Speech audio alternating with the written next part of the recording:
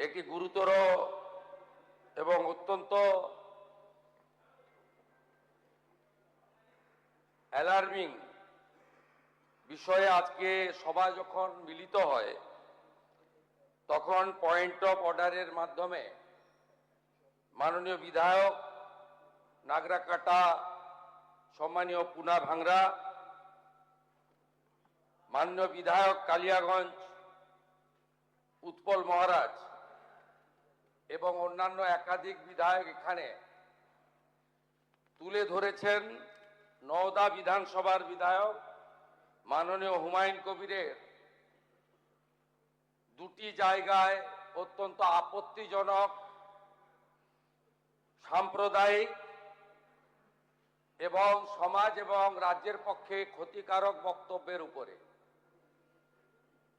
আমার সঙ্গে পরিষদীয় মন্ত্রী ডক্টর শঙ্কর ঘোষ যোগাযোগ করেছিলেন। আমি তাকে আশ্বস্ত করেছিলাম যে মাননীয় অধ্যক্ষ মহোদয় অনুমতি দিলে আমি এই সংক্রান্ত একটি স্টেটমেন্ট হাউসে রাখব। প্রথমত, মাননীয় হুমায়ুন কবির যে বক্তব্য রেখেছেন, এই বক্তব্য আপনাদের কাছে আমি পড়ে শোনাচ্ছি। 26/6/2026 afternoon, Humayun Kabir MLA Nowda AC, তিনি একটি উনার পার্টির মিটিং কাশীপুরে রেজিনগরে করেছেন। সেখানে তিনি বলছেন, এই যে অনামিকা ঘোষ, সে ভোটে হেরে মনে করছে আমি এমএলএ, এখানে ভোটে হেরে বিজেপি মনে করছে আমি এমএলএ, এখানে এখন আস্ফালন করে বেড়াচ্ছে। তা আমি শুভেন্দু অধিকারীকে সেদিন বলেছি যে আপনি ভোটে জিতেছেন, আপনার দল জিতেছে, খুব ভালো কথা, কিন্তু মুর্শিদাবাদে আস্ফালনটা একটু কম করবেন। আমি যেদিন ময়দানে মুসলমানদের নিয়ে নেমে যাব না, সেদিন এমন ছাটা ভাগা মার শুরু করবে যে আপনাদের পতাকা বহন করার লোক থাকবে না। কেস এরকম, কেস আমাদের বহরমপুরে জেল খাটা আছে।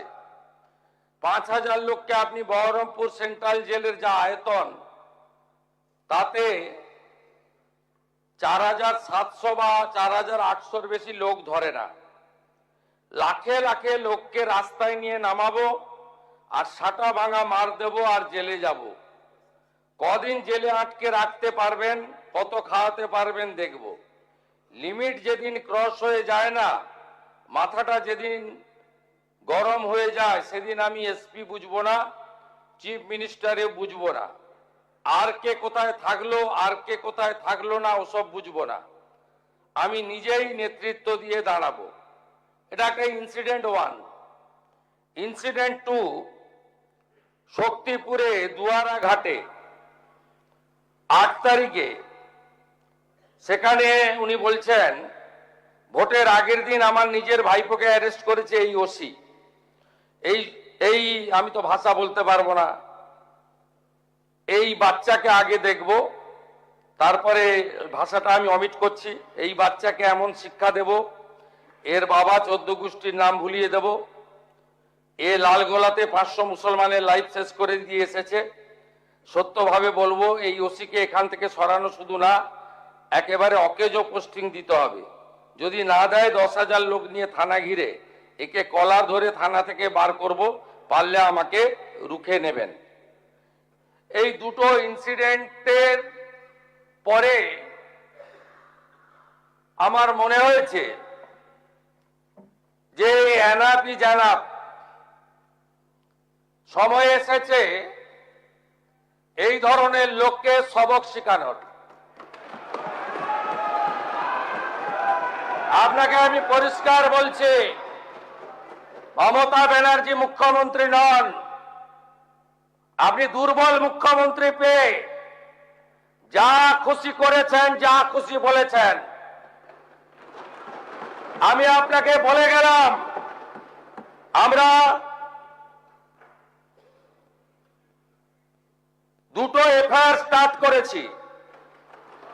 Rejinagar PS case number 219-226, dated 26/6/2026, under section 152, 192, 196, 197, 224, 299, 351 within bracket 2, 352, 353 of the ভারতীয় ন্যায় সংহিতা।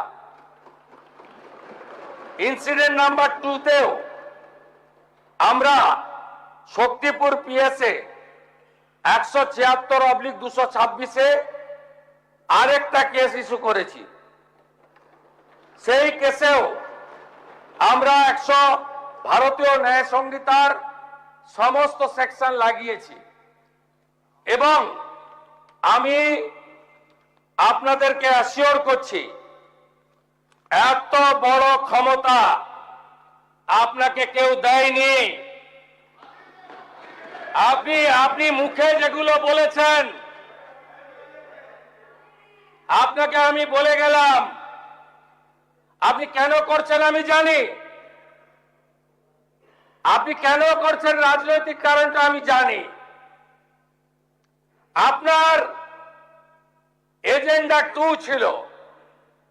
1 এজেন্ডা ভরতপুর, রেজিনগর, নওদায় সব নির্বাচিত পঞ্চায়েত যে দলেরই হোক ভেঙে আপনার পার্টিতে নিয়ে যাওয়া। আপনি সেটা করতে পারছেন না। আর দ্বিতীয় হচ্ছে আপনি 2টো সিটে জিতেছেন, নিয়ম মেনে একটাই রিজাইন করেছেন রেজিনগর। আগামী 2-3 মাসের মধ্যে উপনির্বাচন হবে, আপনি আপনার ছেলেকে জেতাতে চাইছেন। 72% মুসলিম আছে, মুসলিম ভোটকে কনসলিডেট করার জন্য আপনি এই খেলাটা খেলছেন। আপনি কান খুলে শুনে রাখুন, আপনাকে এইভাবে ধমক হুমকি বেপরোয়া লাগাম ছাড়া কথা বলতে দেব না, দেব না, দেব না। আপনাকে আমি শুধু 3টে উদাহরণ দিলাম।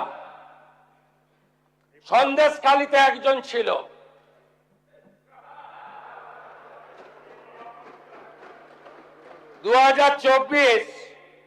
পয়লা জানুয়ারি বলেছিল তৎকালীন বিরোধী দলনেতা এলে তার হাত কেটে পায়ে, পা কেটে হাতে লাগাবে আর চামড়া ছাড়িয়ে মেদিনীপুরে পাঠিয়ে দেবে।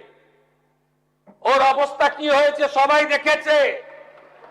একই টোন ছিল। আরেকটা জীবনতলার গুন্ডা ক্যানিং ভাঙর, ওর অবস্থাও কি হয়েছে দেখতে পাচ্ছে সবাই। আরেকটা পুষ্পা ঝুঁকে গায়ে নেই, এমন ঝোঁকা ঝুঁকেছে খালি পায়ে, ছোট প্যান্ট পরে, কান ধরে উঠবস করতে করতে যাচ্ছে। আপনাকে আমি বলে গেলাম পুলিশ তার ব্যবস্থা নেবে। আর আমি 1 সপ্তাহ পরে মুর্শিদাবাদে যাচ্ছি। আমি প্রমাণ করে দেব ভারতবর্ষের সংবিধান, আইন শেষ কথা বলে, কোন বাতেল আবাদ শেষ কথা বলে না। আপনাকে সংযত হওয়ার, সতর্ক হওয়ার, এই ধরনের কথা প্রত্যাহার করার এবং ভবিষ্যতে এই ধরনের কথা বলার আগে 25 বার ভাবার হুঁশিয়ারি দিয়ে আমি সবাকে আশ্বস্ত করছি। আপনারা ভাবছেন কেস হয়েছে, অ্যাকশন কবে হবে? যারা ওকে ডেকেছিল এই সভাতে তাদেরকে আগে তুলব, তারপরে আপনার কাছে যাব। যা করার করব, আমি আশ্বস্ত করছি আপনাদের। আপনি ধরে রাখুন, এটা ওর শেষ বক্তব্য, ধরে রাখতে পারেন। এ সরকার আইনের শাসন প্রতিষ্ঠা করবে, গুন্ডাদের শাসন সমাপ্ত করবে, নিশ্চিন্ত থাকুন সবাই।